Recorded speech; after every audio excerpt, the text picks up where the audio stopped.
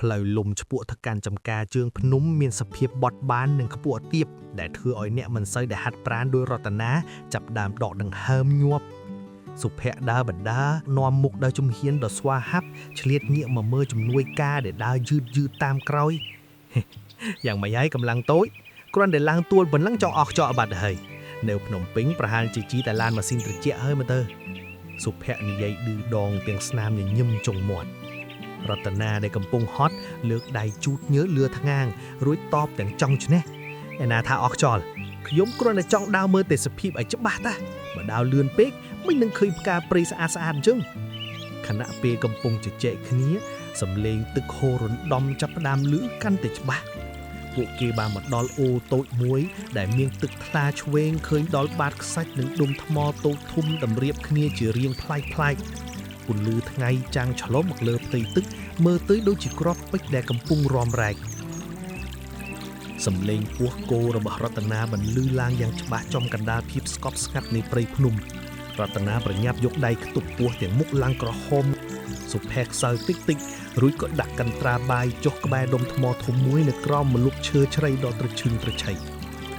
តោះជប់សម្រាប់នៅទីនេះសិនទេ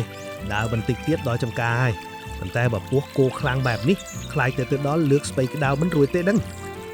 សុភ័ក្ររៀបចំក្រាស្លឹកចេករួចដួសបាយក្តៅនិងឆាខាត់ណាត្រីងៀតដែលមានក្លិនឈ្ងុយឆ្លុបចេញពីចានស្រាក់រតនាអង្គុយចុកក្បែរនោះភ្នែកសម្លឹងមើលម្ហូបទាំងទឹកមាត់ហូរបងធ្វើខ្លួនឯងមែនទេក្លិនឈ្ងុយណាស់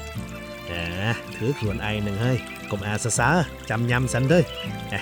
បើមិនឆ្ងាញ់ក៏មិនតមនឹងធ្វើណាសុភ័ក្រហុចស្លាបព្រាឲ្យរតនាបើមានអោលឹកទុំទៀតអែមម៉ងអីបងរតនានិយាយឡើងបើចង់ញ៉ាំតទៅដល់ចំការមិនខ្វះទេតែឥឡូវញ៉ាំត្រីងៀតមុនសិនទៅសុភ័ក្រតបវិញទាំងសើចតិចយុវជនទាំងពីរអង្គុយញ៉ាំបាយជាមួយគ្នាយ៉ាងឆ្ងាញ់ពិសា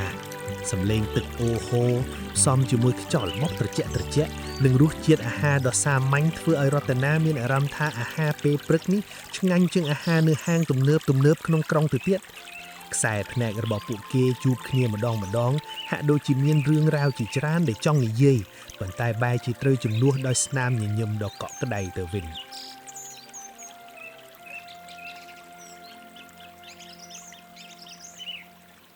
នៅចំការបន្លែលើជើងភ្នំខ្យល់បក់រំភើយនាំក្លិនដីនិងក្លិនស្ពៃស្រស់មកប៉ះច្រមុះសុភ័ក្រនិងរតនាកំពុងជួយគ្នាជ្រើសរើសបេះបន្លែដែលល្អដាក់ក្នុងកន្ត្រករតនាអោនចុះពិនិត្យមើលដើមខាត់ណាដែលលូតលាស់យ៉ាងរឹងមាំរួចនិយាយទាំងស្ងើយសរសើរបងភ័ក្រខ្ញុំមិននឹកស្មានថាបងអាចមើលថែចំការធំម្នាក់ឯងបានល្អបែបនេះសោះទាំងការរៀបចំប្រព័ន្ធទឹកនិងការជ្រើសរើសពូជបងធ្វើដោយអ្នកជំនាញកសិកម្មមិនចឹងបងពិតជាអស្ចារ្យណាស់សុភ័ក្រញញឹមតិចដៃកំពុងកាត់ដើមស្ពៃក្តោបយ៉ាងស្ទាត់ជំនាញរួចតបវិញដោយសំឡេងរាបស្មើអស្ចារ្យអីទៅរតនាគ្រាន់តែជាអ្នកចំការម្នាក់តស៊ូជាមួយដីជាមួយមេឃដើម្បីរកប៉ុណ្ណឹង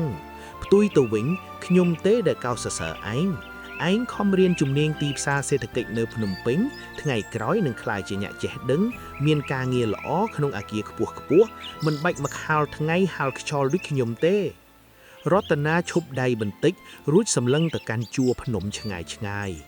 ជំនាញដែលខ្ញុំរៀនក៏ដើម្បីចង់យកមកជួយអភិវឌ្ឍភូមិយើងដែរតាបងភ័ក្រខ្ញុំចង់ឲ្យបន្លែបងលក់បានតម្លៃខ្ពស់ចង់ឲ្យអ្នកភូមិយើងស្គាល់ពីការគ្រប់គ្រងចំណូលចំណាយចំណេះដឹងបើគ្មានការអនុវត្តដូចបងក៏គ្មានន័យដែរសុភ័ក្รงើបមុខសម្លឹងមើលរតនាគាត់សង្កេតឃើញថាថ្ងៃចាប់ផ្ដើមរះត្រង់ក្បាលពន្លឺថ្ងៃកាន់តែខ្លាំងធ្វើឲ្យផ្ទៃមុខសខ្ចីរបស់រតនាចាប់ផ្ដើមឡើងក្រហមនិងមានញើសរហាមដោយក្តីបារម្ភដូច្នេះសុភ័ក្រក៏ទាញមួកចំបើមដែលនៅលើក្បាលរបស់ខ្លួនរួចដើរទៅក្បែររតនាមកនេះថ្ងៃក្តៅណាស់អ្នកក្រុងដូចឯងមិនទម្លាប់ទេប្រយ័ត្នឈឺទៅសុភ័ក្រនិយាយបណ្ដើរលើកដៃពាក់មួកចំបើមឲ្យរតនាបណ្ដើរខណៈពេលដែលសុភ័ក្ររៀបចំខ្សែមួកឲ្យរតនាកម្រិតចម្ងាយរវាងផ្ទៃមុខរបស់ពួកគេទាំងពីរកាន់តែជិតស្និទ្ធរតនាហាក់មានអារម្មណ៍ថាបេះដូងលោតញាប់ខកធម្មតាក្លិនយឺក្លិនដីស្រាលចេញពីខ្លួនសុភ័ក្រនិងខ្សែភ្នែកដ៏កក់ក្ដៅដែលសម្លឹងមកធ្វើឲ្យគេអៀនរហូតមិនហ៊ានដកដង្ហើមធំ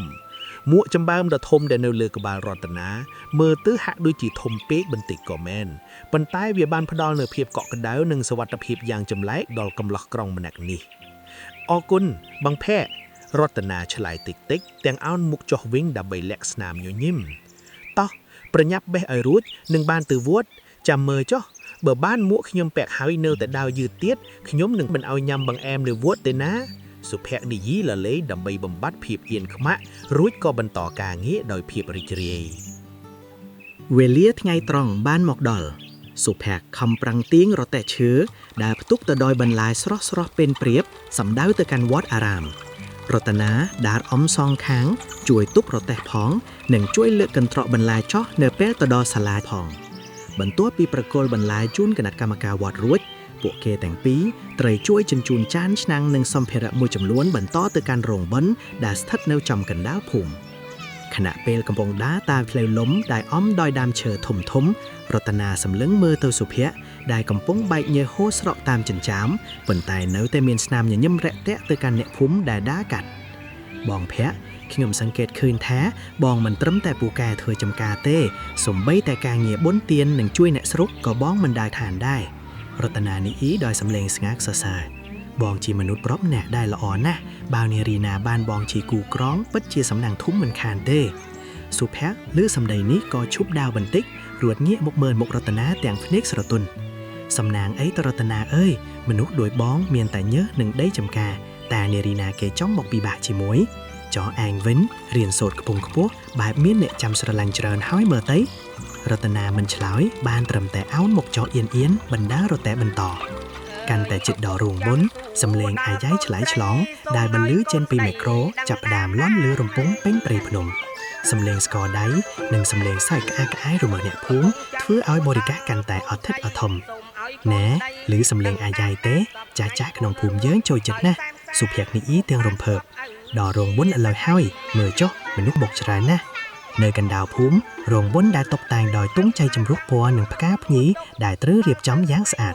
ក្មេងៗរត់លេងដេញគ្នាយ៉ាងសប្បាយឯចាស់អង្គុយជជែកគ្នាបណ្ដើរដៃចាក់ដើមចេកធ្វើជាក្បាច់លម្អសម្រាប់សក្ការៈបូជាបណ្ដើរលើគ្រែក្រំម្លប់ឈើក្លិនម្ហូបអាហារក្នុងខ្ទះត្នោតធំហ៊ុយផ្សែងឈ្ងុយពេញអាកាសរតនាសម្លឹងតិចដោយក្តីរំភើបភាពអ៊ូអររបស់បុណ្យភូមិនិងមនុស្សដែលយល់ចិត្តគ្នានៅក្បែរខ្លួនបែបនេះបានធ្វើឲ្យការវាត្រឡប់មកផ្ទះលើកនេះក្លាយជាការចងចាំដ៏មានតម្លៃបំផុតសម្រាប់រូបគេពួកគេទាំងពីរបានដើរចូលទៅក្នុងចំណោមភូមិមនុស្សត្រៀមខ្លួនចូលរួមចំណែកក្នុងពិធីបុណ្យដែលពោរពេញដោយក្តីសង្ឃឹមនិងសាមគ្គីភាពសំឡេងដំគ្រឿងសំឡេងខ្ទះប៉ាវេកនិងផ្សែងដែលហុយចេញពីខ្ទះសម្លការីដ៏ធំបានបង្កើតជាបរិយាកាសដ៏មមាញឹកនៅក្នុងរោងចុងភៅនៅក្បែរសាលាបុណ្យសុភ័ក្រនិងរតនាមិនបានលើទំនេរឡើយពួកគេជួយរៀបចំតុនិងលាងចានឆ្នាំងយ៉ាងសស្រាក់សស្រាមរហូតដល់ភ្លេចគិតពីទេវេលាថ្ងៃត្រង់ដែលកន្លងផុតទៅយូរណាស់មកហើយណែសុភ័ក្ររតនាឈប់ដៃសិនតកូនមកហូបបាយសិនមកម៉ែរៀបចំឲ្យរួចហើយមិញម៉ៃស្រែកហៅទាំងញញឹមដៃម្ខាងកាន់កន្សែងជូតញើសគាត់សប្បាយចិត្តណាស់ដែលឃើញកូនប្រុសនិងក្មួយចិត្តខាងត្រូវរៅគ្នាជួយការងារបុណ្យបែបនេះយុវជនទាំងពីរដើរសម្ដែងទៅកាន់គ្រែឈើធំមួយដែលដាក់នៅក្រោមមណ្ឌលដើមស្វាយត្រឈឹងត្រឆៃក្បែររោងបុណ្យនៅលើគ្រែមានបាយកញ្ចប់ស្លឹកចេកត្រីអាំងទឹកត្រីស្វាយនិងសម្លម្ជូរគ្រឿងដែលមីងម៉ៅទើបតែដួសក្តៅអូហូឃ្លានល្មមម៉ែអើយរតនានិយាយទាំងអង្គុយបត់ជើងលើគ្រែរួចងាកទៅហៅសុភ័ក្រមកបងភ័ក្រអង្គុយមកបងបាយមកហូបតំណងទីឆ្ងាញ់ណាស់ហើយសុភ័ក្រមកដល់អង្គុយចុះរួចចាប់ផ្ដើមហូបបាយជាមួយរតនាយ៉ាងរីករាយកណ្ដាលបរិយាកាសដ៏ត្រជាក់ក្រមមិនលុបឈឺពួកគេក៏ចាប់ផ្ដើមជជែកគ្នាពីកម្មវិធីនាពេលរាត្រីយប់នេះឮថាល្ខោនបាសាក់មកពីខេត្តល្បីណាស់ណារតនាសុភ័ក្រនិយាយបណ្ដាបេះសាច់ត្រីឲ្យរតនាបណ្ដាឯងនៅក្រុងយូប្រហែលជាភ្លេចរបៀបរាំវង់រាំសារវ័នក្នុងភូមិយើងអស់ហើយដឹងរតនាសាច់តិចរួចតបវិញទោះនៅភ្នំពេញក៏ខ្ញុំមិនភ្លេចក្បាច់រាំភូមិយើងដែរ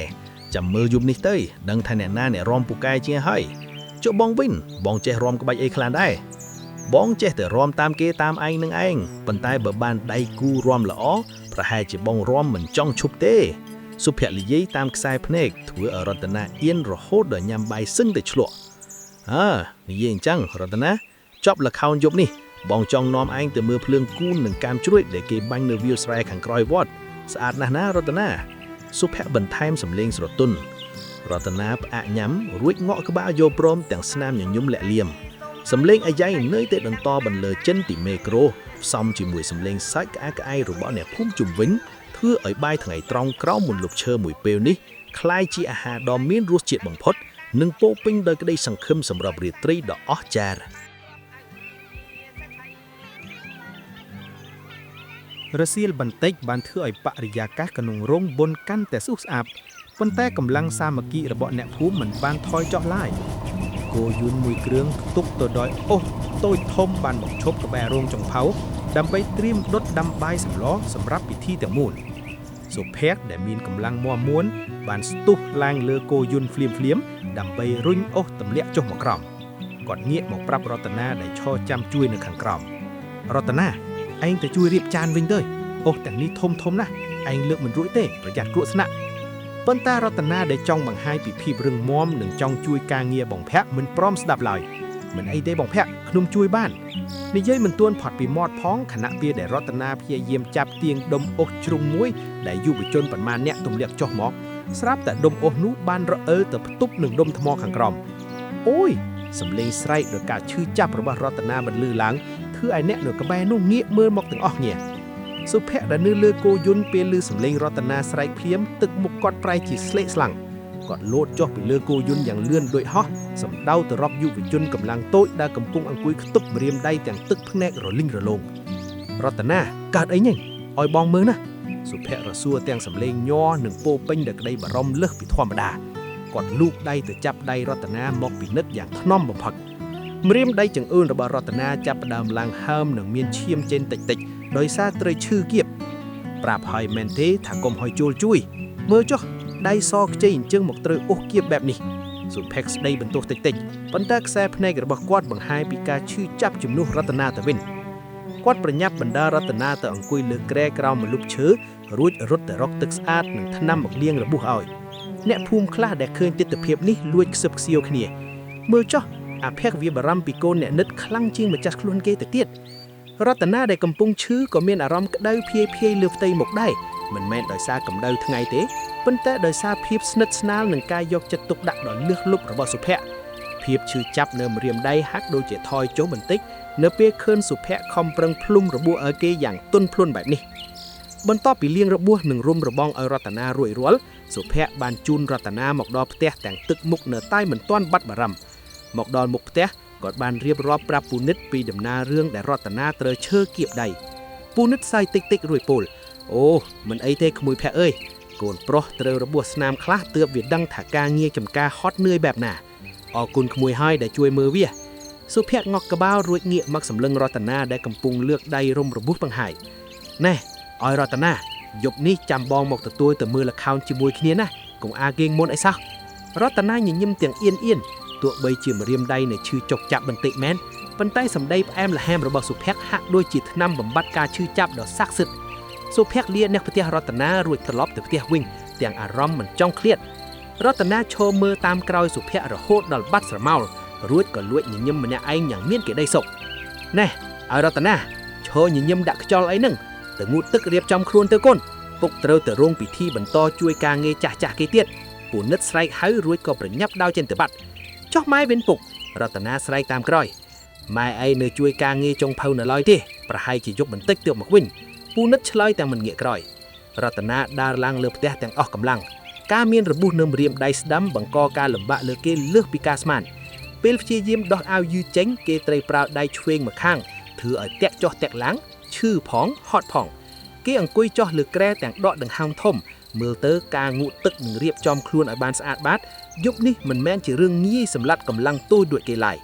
ក្នុងចិត្តរតនាចាប់ផ្ដើមស្រមៃទៅដល់ការមកដល់របស់សុភ័ក្រនៅពេលយប់ខណៈពេលដែលជុំវិញផ្ទះភាពស្ងប់ស្ងាត់នៃប្រលប់ចាប់ផ្ដើមគ្របដណ្ដប់ម្ដងទៀតមេឃចាប់ផ្ដើមងងឹតស្លុបបន្តិចម្ដងជួរភ្នំដែលធ្លាប់តែមើលឃើញពណ៌បៃតងក៏ប្រែទៅជាស្រមោលខ្មៅស្រអាប់នៅផ្ទះឈើតូចរបស់សុភ័ក្រដែលលើជាប់នឹងចំការបរិយាកាសស្ងប់ស្ងាត់ជ្រងំមានតែសំឡេងសត្វល្អិតយំជើងព្រៃ គេដោះអាវក្រៅចេញបញ្ចេញសាច់ដុំក្បាលពោះនិងមានរោមក្រាស់ស្រលូននៅក្រោមផ្សិត ដើមដៃដ៏មមមួនដែលឡើងរលោងដោយសារញើសគាត់រៀបចំដោះសម្លៀកបំពាក់រួចផ្លាស់មកស្លៀកដៃក្រមាដើម្បីទៅងប់ទឹកនៅអណ្ដូងខាងក្រោយផ្ទះដែលព័ទ្ធជុំវិញដោយដើមចេកនិងដំណាំចម្រុះខណៈពេលដែលគាត់កំពុងដើរចេញពីក្នុងផ្ទះបំរុងនឹងទៅអណ្ដូងស្រាប់តែភ្នែកដ៏មុតមមរបស់គាត់ក្រឡេកឃើញស្រមោលមនុស្សម្នាក់ឈរស្ទង់នៅមាត់របងឈើខាងមុខផ្ទះនរណាគេនឹងមកមានការអីមែនទេសុភ័ក្រស្រែកសួរទាំងការសង្ស័យដៃម្ខាងក៏រឹតក្រមាឲ្យណែនជាងមុនប៉ុន្តែនៅតែឃើញស្នាមទំហំដំបងនៅយល់ដដែលបងភ័ក្រគឺក្នុងរតនាសំឡេងស្រទន់និងរដាក់រដុកបន្តិចបន្លឺឡើងពីខាងក្រៅរបងសុភ័ក្រភ្ញាក់ព្រឺតគាត់ប្រញាប់រត់ទៅបើករបងឈើឲ្យយ៉ាងលឿននៅចំពោះមុខគាត់គឺរតនាឈរទាំងទឹកមុខអៀនព្រានដៃម្ខាងដែលរបួសត្រូវបានលើកមកខ្ទប់ដើមទ្រូងឯដៃម្ខាងទៀតកាន់ថង់ខោអាវមួយយ៉ាងណែនរតនាឈរសម្លឹងមើលទៅរាងកាយសុភ័ក្រមិនពព្រិចពិសេសដំបងមួយនោះលោតយ៉ាងខ្លាំងតាមជំហានរបស់ម្ចាស់វារតនាមិនក៏មកដល់ទីនេះទាំងយប់ចុះដៃឯងអន់ឈឺដែរទេសុភ័ក្រសួរទាំងឆ្ងល់ផងនិងបារម្ភផងភ្នែកសម្លឹងមើលរាងកាយតូចរបស់រតនាមិនដាក់ភ្នែករតនាអោនមុខចុះមិនហ៊ានសម្លឹងចាំសាច់ដុំទ្រូងដ៏មាំរបស់សុភ័ក្រដែលនៅចំពោះមុខឡើយគឺពុកម៉ែខ្ញុំទៅវត្តអស់ហើយបងដៃខ្ញុំវាឈឺខ្លាំងខ្ញុំដោះអាវងូតទឹកខ្លួនឯងមិនរួចទេខ្ញុំក្រែងចិត្តបងណាស់តែខ្ញុំមិនដឹងពឹងនរណាសម្ដីអឹមអៀមរបស់រតនាធ្វើឲ្យបេះដូងសុភ័ក្រលោតញាប់ខុសធម្មតាគាត់មើលទៅរតនាដែលឈរញ័រតិចក្នុងភាពងងឹតរួចក៏ញញឹមទាំងក្តីមេត្តាចូលមកក្នុងសិនមកកុំអៀនបងអីបងប្រាប់ឲ្យតើថាបងនឹងមើលថៃឯងមកចាំបងជួយដោះអាវរួចបងដងទឹកឲ្យងូតនឹងបានប្រញាប់រៀបចំខ្លួនទៅវត្តជាមួយគ្នារតនាដើរតាមក្រោយសុភ័ក្រចូលទៅក្នុងផ្ទះទាំងបេះដូងលោតដុបដាក់ពន្លឺព្រះច័ន្ទខ្សោយដែលជែកមកបង្កើតបានជាបរិយាកាសដ៏ប្លែករវាងយុវជនទាំងពីរដែលម្នាក់អៀនរហូតដល់មុខឡើងក្រហមឯម្នាក់ទៀតពោពេញដោយភាពកក់ក្ដៅនិងការយកចិត្តទុកដាក់លើសពីពាក្យថាអ្នកជិតខាង